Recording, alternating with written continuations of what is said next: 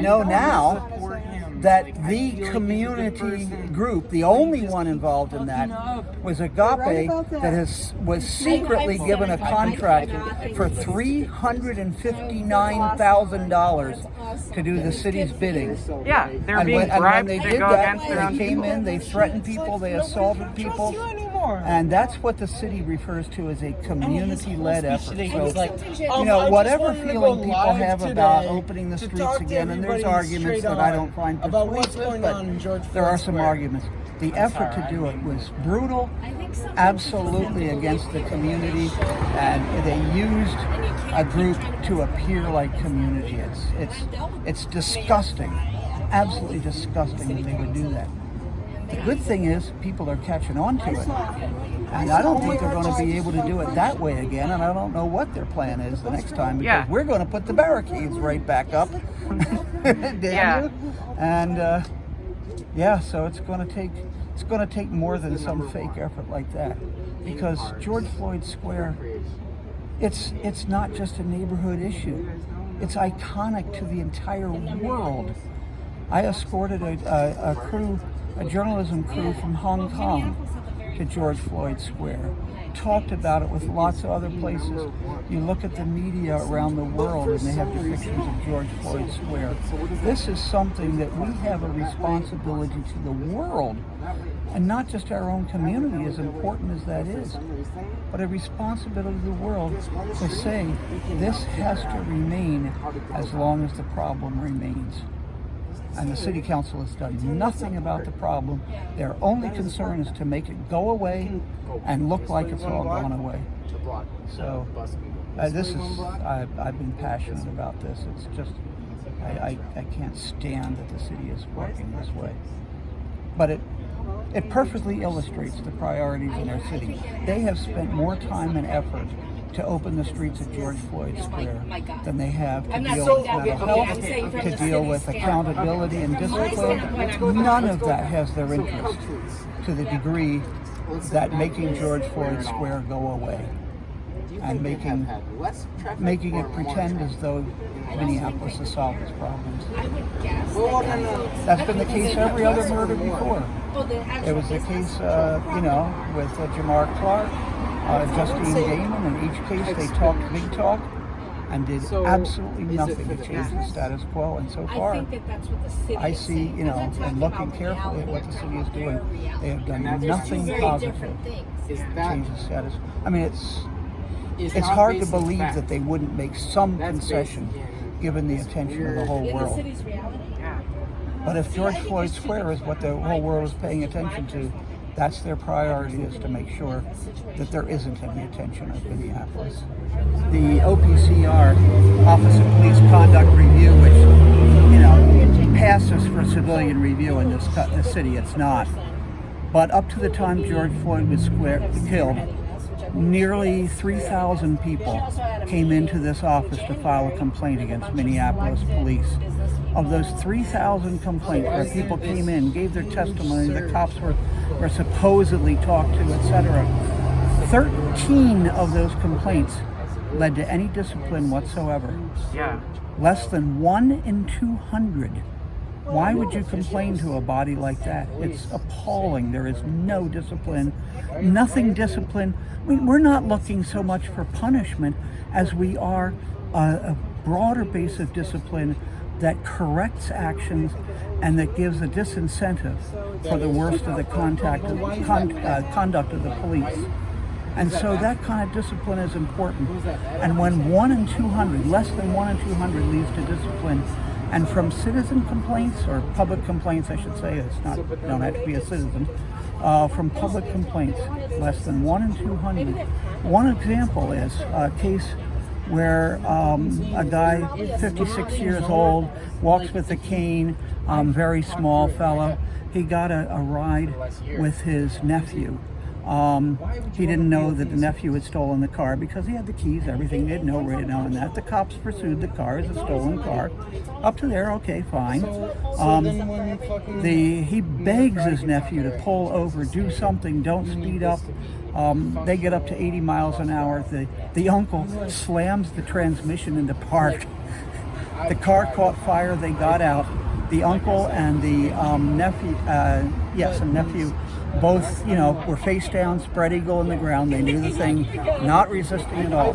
The officer who arrested the nephew did it by the book, handcuffed him, it's fine. I mean, we expect people to deal with stolen cars and things. But the other officer came to this uncle who was not resisting and wouldn't have been capable of resisting anyway, put his knee hard on his neck, ground his face into the pavement, breaking teeth top and bottom. Then, that thing on the neck, does that sound vaguely familiar? Yeah. So this is a long history. Then he punches the guy in the back of his head, further grinding his head into the pavement, punches him in the back, then pulls his left arm up so high to handcuff him that they could both hear his arm break. None of this was disputed. It was on the squad car camera. The cops didn't dispute that the guy was not resisting whatsoever, or dispute the injuries or how they happened. None of it was disputed. And that officer got a 40-hour unpaid suspension, a 1-week unpaid vacation. That was the total discipline for something that if you or I did something like that to a person, we would quite rightfully be jailed for 20 to 30 years. That's the level of discipline in the Minneapolis Police Department. Utterly appalling. These cops can get away with anything. And we can only find out what happened from any of these complaints if the complaint leads to discipline, which is one reason they don't ever discipline, because then we'll find out what the cops did and what the people complained about. So we only have a small number of those, but the story they tell is absolutely appalling of the lack of discipline and the total impunity and culture of the police department. And that goes from top to bottom. I was on the Civilian Review Authority for a little while, the organization before that. I remember talking to the head of the Civilian Review Authority, the staff person. I asked him, so how often do cops testify against each other? He looked straight at me and said, it has never happened. And that's what we've got. That blue line of silence is absolute in this city. If that were changed, if this level of discipline were changed, George Floyd would surely be alive today. This didn't happen as an accident or a random act here, that, Minneapolis just happened to be the place where something bad happened. So we got the culture. Also, one of the things we talked to the chief, there is a policy requiring intervention if an officer misconduct, especially, violence. But that policy is totally never enforced. It's not real because every officer on the Minneapolis Police Department knows that it would be bad for their career if they ever did intervene, as opposed to good for their career, except now 3 officers who have been, on trial for just that. There's a program to teach officers how to intervene safely, how to do it quietly, so it's not, the public doesn't know. Kind of like the medical field has done with the nurses who are now able, in the last years, to gently let a doctor know that you're giving too much of the drugs. You can do that with police. An ex-Minneapolis officer has developed a program training. The Minneapolis Police Department has refused to do that training even for free. He offered it for free. It's been used in New Orleans under a consent decree. New Orleans, in the first 2 years after that went into effect, had not a single lawsuit for excessive force, and we have them every couple of weeks here. There's things that could have been done if that intervention policy were real. Tutow and the other 2 would have behaved a whole lot differently there, and George Floyd would be alive. And that's something we have raised to the chief since he became acting chief almost 4 years ago. And he dragged his feet and finally said, no, we can't do that here. Our officers wouldn't ever do that. Shows you what the situation here. And the chief, facilitates that kind of culture here. It's amazing that we have a city which sparked worldwide uprisings, which has had such a bad record of discipline, obviously out of control police and all that, and yet every single council member and the mayor thinks our chief of police walks on water. You know, normally if something that bad happens, the person in charge has some consequences. And the entire government downtown all believes that nothing can be done without, Chief Arredondo being in place, because he's the solution to everything. I mean, this is a total lack of consequences. You know, in Japan, in the old days, you'd fall on your sword if your police department did something like that. And he's been just praised for all the stuff he's done. And we can document the suggestions we've brought to him, the things that would have absolutely prevented the murder of George Floyd, dragged his feet on every one of them. Yeah, and the thing about like teaching officers how to de-escalate other officers. Yeah.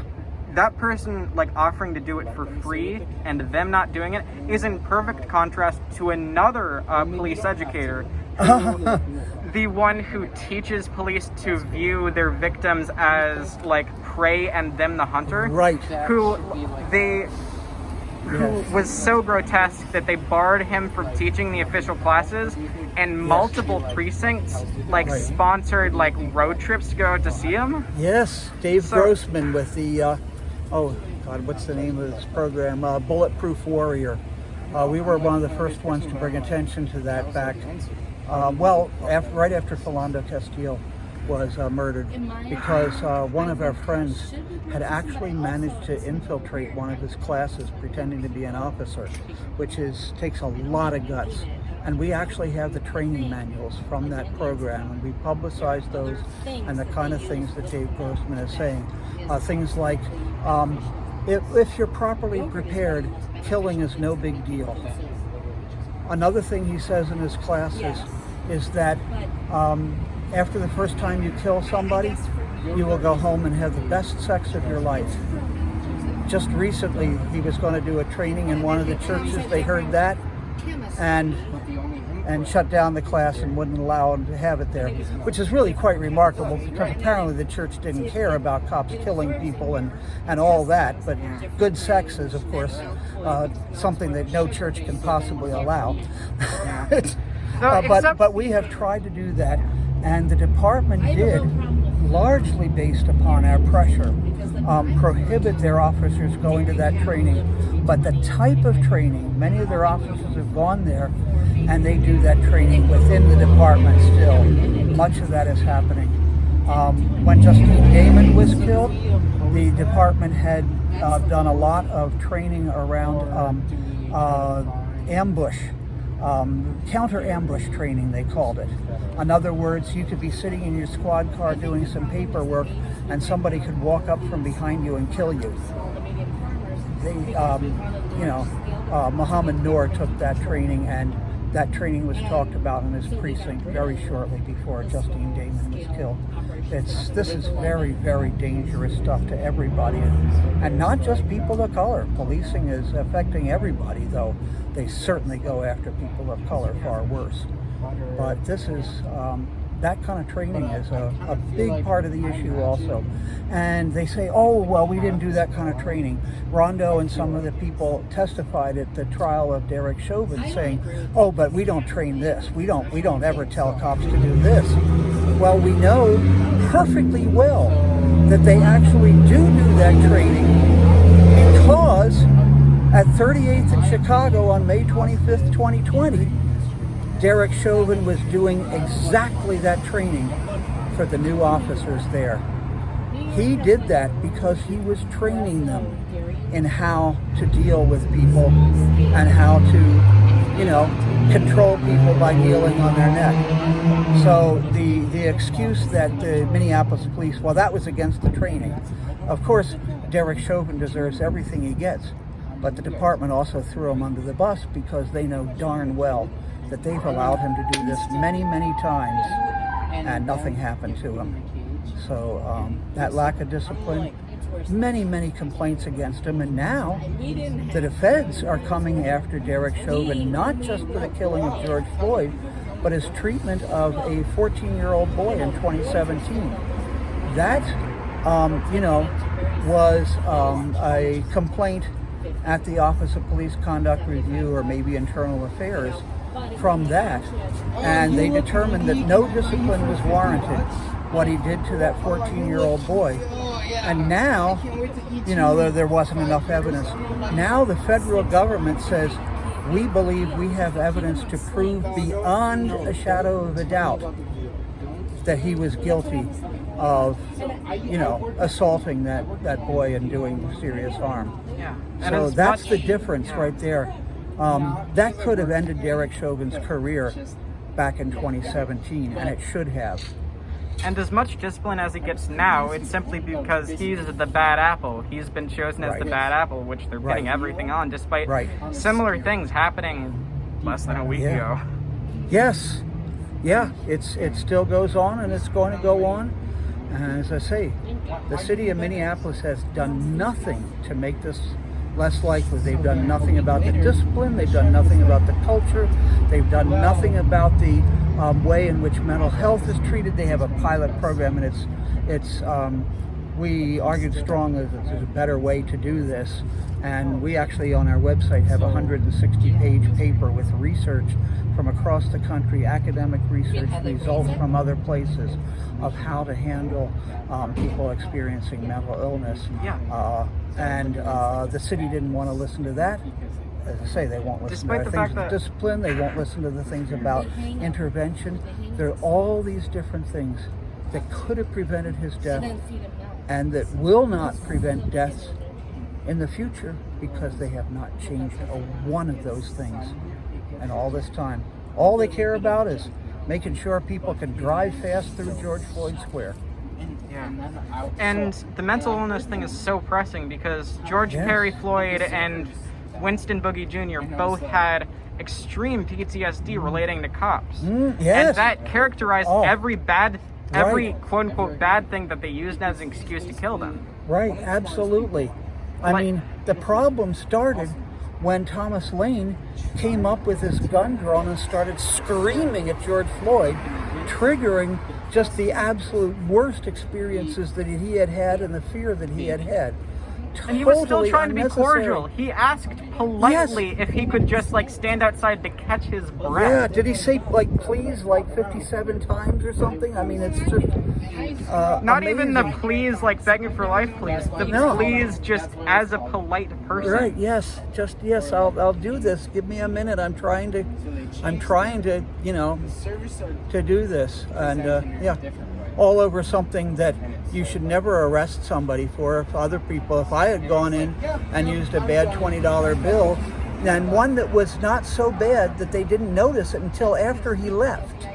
So it wasn't Monopoly money or something. They didn't notice till after he left. The first thing you think of, any one of us could have that $20 bill in our wallet, and we wouldn't know. And we know of other instances where the police have treated people entirely different. They go to them and say, "Excuse me, sir, but it appears that might have been a counterfeit bill. Could you tell us where you got that?" Not screaming and swearing at them with guns drawn. That's totally inappropriate for a supposed suspected crime of that nature. Yeah. So, like virtually all of the killings, there's somewhere they try to justify it as a split-second decision. I had to kill or be killed. That doesn't even apply, of course, to George Floyd because it was 9 minutes and 29 seconds. But in some of those cases where it was that split-second decision, there were 10 things done wrong that brought them to the point where they needed to make a split-second decision. And 10 minutes since preparing a defense before they do that split-second decision. Right. And one of the things this David Grossman teaches them is how to defend themselves after they've killed somebody, because which is the you're same. gonna need this. That's the same thing they taught with the stand your ground stuff. Yeah, right. They were trying to teach white civilians the same tactics that they teach police to get away with killing black people. Exactly. So, yeah. That's the thing. It's not how to not kill people. It's how to get away with it. And, that warrior-based training, it taught nothing about skills or knowledge. It taught an ideology. And it was an ideology, frankly, of total cowardice. And it needs to be called out as such. I mean, Officer Yanez, when he killed Philando Castile, it was he was scared shitless. He thought, oh my God, I'm going to be killed, he has a gun. He had a permit to carry that gun. If a permit to carry doesn't keep you from being killed by the police, what good is a permit to carry? But he acted out of total fear. And I mean, his reaction afterwards showed that as well. It was appalling. But that was just what he was trained with the Bulletproof Warrior program. And it really is a matter of police. I mean, police can have a difficult job, and there's time that bravery is called for. Just as there are times in many other jobs where bravery is called for. And what they're teaching is, don't be brave. Just shoot first and ask questions later, and then try to figure out how to justify it. So I think it's very important that we call this out as teaching cowardice. And it's appalling.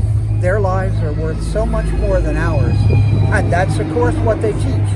They even say, well, if an officer is, taken out of commission during something, well, then there's nobody to protect, the people. So the first thing is the protection of the officers.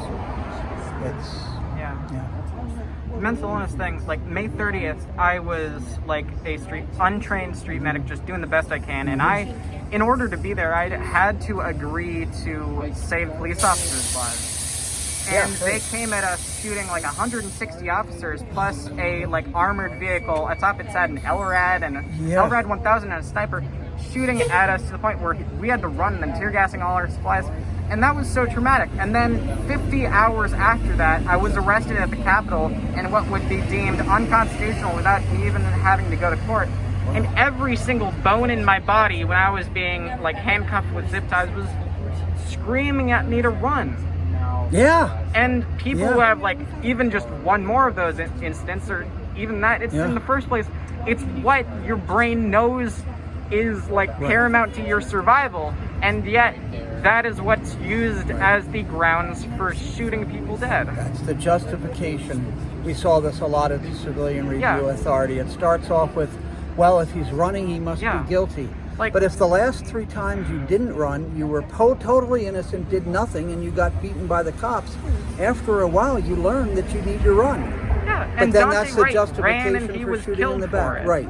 Yeah, exactly. And then I was out protesting for Dante Wright, and there's a church right by there, and the church was sympathetic to us. They I went to their bathroom. They even gave me cinnamon rolls. Yeah. And you talked a little bit about the line of solidarity between the church and the police, but that is shattered the moment that the church sides with the victims. And after a few days after that, on April 16th, the police arrested 137 people and stationed, I forget if it was marshals or I think it was state troopers, but 70 of them. Enough that they had to basically stand shoulder to shoulder over the entire yard, surrounded that church, and forced them to shut down. They tried to get a warrant to search the church. Oh no. Jeez, yeah.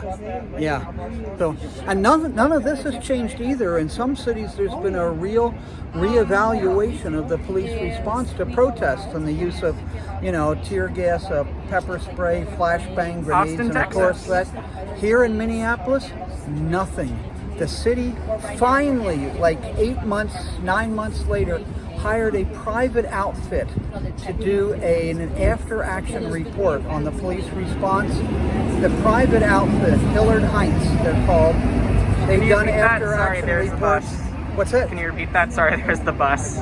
Oh yeah. The private outfit is called Hillard Heinz, and their main business is to consult with corporations and high wealth individuals about security. So they're entirely there to, protect big business and the rich. But they have a small division which looks out after policing. And we've seen that they did an after-action report in La Mesa, California. And though we can tell from the news that some people were seriously injured, those injuries were never mentioned in their report. But Minneapolis won't look at it its own. It hires this private outfit to do it, knowing that they're going to, hide all the stuff that doesn't look good for the city. So we have a number of other things where the city has privatized any kind of decisions about police brutality. The contract with Jones Day Law Firm, Trump's campaign law firm, and our liberal democratic city brings them in and embeds them in the city attorney's office. And there's more and more stuff like that. But when getting back to the the munitions and all that kind of stuff, the city has done nothing about it. Lately they passed a wimpy resolution at the city council which basically said nothing, and well, we should have an investigation or a research on this. Almost a year after it happened, and it's a way to stall it further, and they've done nothing. And we've seen it out here at Uptown, because I was here on Friday night, and they were pepper spraying people in the face. They were using rubber bullets. They kettled people here. We were in the intersection, and from the time that you didn't see any cops around to the time that they had closed off all four things and totally kettled us was clearly less than 15 seconds, if that. There was no warning, there was no order to disperse, nothing like that. It was announced that everybody in the intersection was going to be arrested. Now, in the end, they didn't arrest that many people, but they arrested quite a few people with some pretty severe brutality. We watched as people were left here in handcuffs in ambulances. So there were some really violent arrests there, and then later, as I say, they used rubber bullets. I understand they hit somebody with a rubber bullet. So the kind of stuff, this is smaller scale, of course, than what happened after George Floyd was killed, but the same kind of strategy, the same kind of weapons are still being used by Minneapolis over a year after George Floyd was killed, without any consideration as to whether there should be a change. So these demonstrations these last couple days have really illustrated the degree to which the problem remains and the city's response remains just the same. Yeah, this is what I call colonialism 101, in that it's a almost universal thing that the colonial power finds a smaller minority group within the colony that they can favor and have those people do the on-the-ground rule in the colony, get some special benefits, and exploit all the rest of the people, the majority. You will find almost always that is a minority that has some control under the colonial power, and that it's useful to the colonial power because then that minority becomes dependent upon the colonial power. And if the colonial power says, we want you to do this, they have to do it, because it's like riding a tiger. After you have done that and behaved that way with the majority of the population in that colony, if you buck the colonial power, or the colonial power is overthrown, you are going to be slaughtered out of revenge for what you have done for so long. Exact thing with TERFs in the queer community. Yeah, okay, yeah. This works all over the place. And, Agape has just taken that role at George Floyd Square. Yeah. And I don't think this is going to work out well for them. In spite of the $359,000, which somebody's going to get pretty wealthy off of that. Yeah. But as a group, and the city's strategy is to find a group that will become dependent upon the city, because they will otherwise be totally discredited and opposed by the people in the real community. That's one of the reasons they're trying to get rid of George Floyd Square, because it is the most independent place of the Twin Cities against the government of the Twin Cities. Yes, absolutely. It is an example of self-sustaining that cannot exist because it is directly against why they say they exist. Right. And they don't take the money from the city. They don't take the control and direction from the city, and I respect them highly for that. The city has several programs, contracts, community outreach to calm the community and spread the city's message, which went to groups like A Mother's Love, got paid for this, or Push for Peace. And we've seen what they do. I mean, first of all, calming tensions is what the city wants to do, because change comes from tension. It doesn't come from calm people. And so the city is its interest in this. But these groups, I think, should be discredited for taking that kind of money. And I can tell you that CUAPB wouldn't touch that city money with a 10-foot pole. We rely entirely on individual donations that don't have those kinds of ties. And that's really, really important. And the other legitimate groups we work with pretty much all follow that principle as well. And that kind of action is really coming to a head now, because the city's making it explicit, though we have to dig for the information, they're still making it explicit that they are buying off the loyalty of groups, and particularly Black-led groups. Yeah, they're using the poverty of the pandemic and the Black community as a weapon. Absolutely. You know why people feel like, oh God, I can take this money and I'll use it for a good cause or whatever. But it comes with strings that you should never accept. And so,